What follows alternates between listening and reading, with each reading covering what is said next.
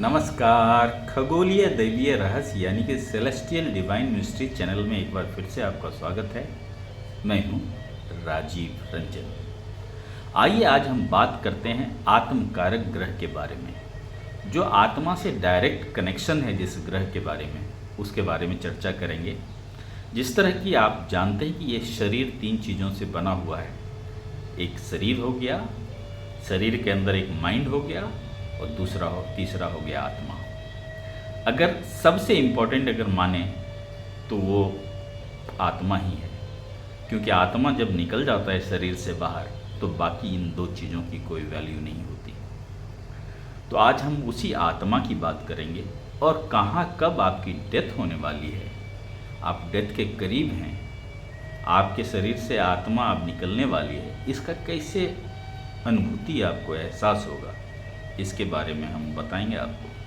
तो बने रहिए हमारे साथ और पूरा वीडियो ज़रूर देखिए।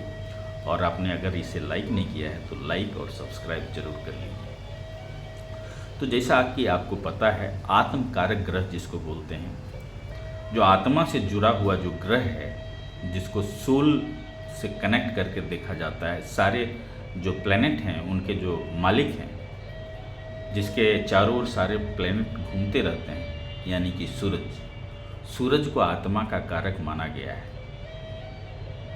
तो आत्मा का कारक जो ग्रह है सूरज, वही कहीं ना कहीं आत्मा के रूप में हमारे अंदर प्रवेश किए हुए हैं। तो पुराने ज़माने में इसलिए हजारों वर्षों से और अब तक सूरज देव की पूजा की जाती है।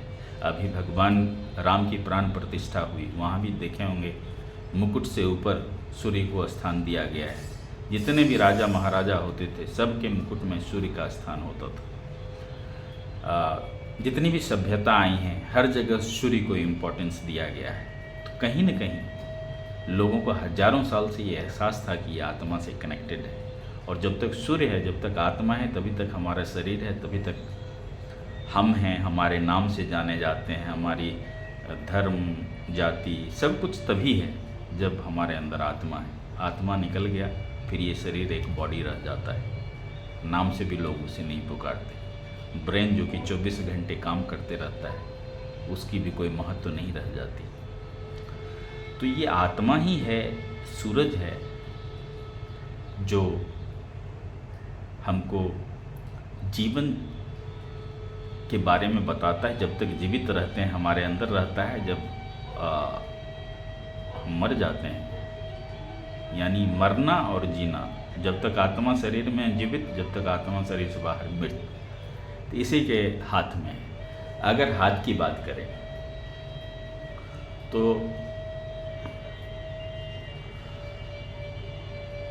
इसको बोलते हैं सन पर्वत।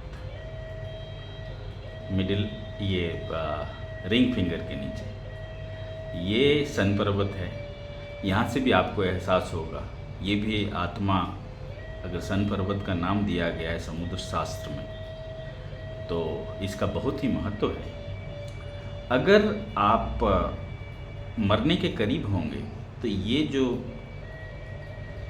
जो फिंगर है, ये आपको इसकी जो अनुभूति पहले से दे देगा, एहसास करा देगा कि आप अब मरने वाले हैं। सिंपल सा एक टेक्निक है।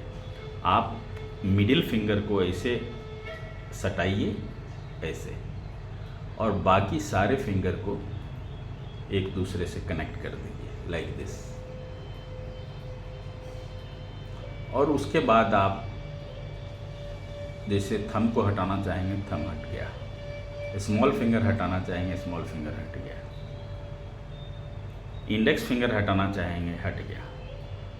और हम ये सूर्य पर्वत जहाँ बना होता है, ये अनामिका, इसको हटाना चाहेंगे, ये नहीं हटेगा। आप खुद करके देख लीजिए, ये अनामिका नहीं हटेगा, क्योंकि आत्मा अभी शरीर के अंदर है और बहुत प्रगाढ़ रूप से है, बहुत मजबूत रूप से है। तो आप अभी जीवित रहेंगे। लेकिन अगर आप मरने के करीब हैं, तो जिस तरह index finger, thumb, small finger हट जा रहे हैं, उसी तरह ये अनामिका भी आपको हटता हुआ, रिंग फिंगर भी हटता हुआ आपको दिख जाएगा।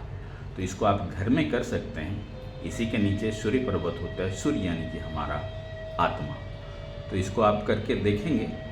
और कभी कोई मरणासन कोई व्यक्ति होगा तो वहाँ अगर आप इसी टेक्निक को करके देखेंगे तो उनका ये अनामिका भी अलग हो जाएगा। अगर ये तीनों सटा रहा, अनामिका अलग हो जाएगा। आप करके देखिएगा। बशर्ते कि ये जो थर्ड वाला है आपका फिंगर, ये ऐसे सटा होना चाहिए, पूरी तरह साथ में हटना नहीं चाहिए, ऐसे सटा होना चाहिए। तो हमें लगता है कि आपको आत्मा के बारे में, जो सूरज है उसके बारे में, सूर्य पर्वत के बारे में, मृत्यु को कैसे भांप लें पहले, इसके बारे में कुछ थोड़ा सा झलक, कुछ टेक्निक मिल गया होगा। तो अगर आपको ये जानकारी पसंद आए तो प्लीज़ सेलेस्टियल डिवाइन मिस्ट्रीज यानी कि खगोलीय दैवीय रहस्य चैनल को लाइक कीजिए, सब्सक्राइब कीजिए। और जो सेलेस्टियल जो दैवीय रहस्य है उसको अगर जानने में आपकी रुचि है तो इसे अपने दोस्तों परिवार वालों के साथ भी शेयर कीजिए। अगर कोई भी इससे इंटरेस्टेड है, अध्यात्म से, स्पिरिचुअल चीज़ों से, ध्यान से, योग से, तो प्लीज़ इसे लाइक सब्सक्राइब कीजिए और इसे अपने दोस्तों परिवार वालों के साथ भी शेयर कीजिए। आज के लिए फ़िलहाल इतना ही। ओम नमः शिवाय।